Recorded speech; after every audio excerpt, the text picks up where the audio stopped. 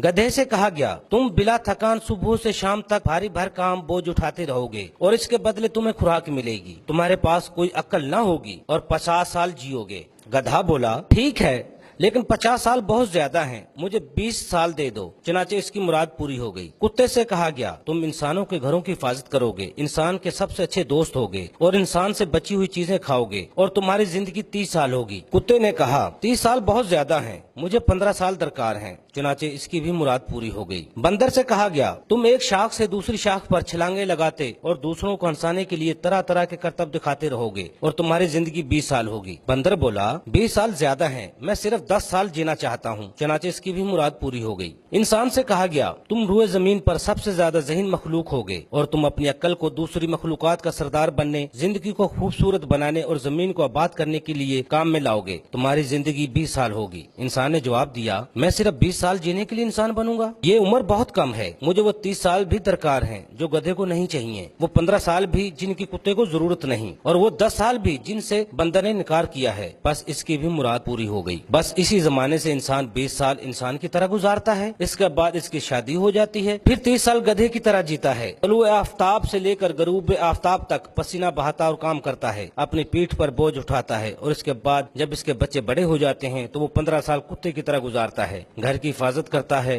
दरवाजे, खिड़कियां और बिजली के बल्ब वगैरह बंद करता रहता है और बच्चों का बचा हुआ खाना भी खाता रहता है। इसके बाद जब वो बूढ़ा और रिटायर हो जाता है तो 10 साल बंदर की तरह गुजारता है, एक घर से दूसरे घर और एक बेटे के पास से दूसरे बेटे और एक बेटी के पास से दूसरे बेटे के यहाँ जाता रहता है और अपने पोते पोतियों को हंसाने के लिए अजीब व गरीब करतब दिखाता और कहानियां सुनाता रहता है। Afzal Ayubi, DMH news, Lahore.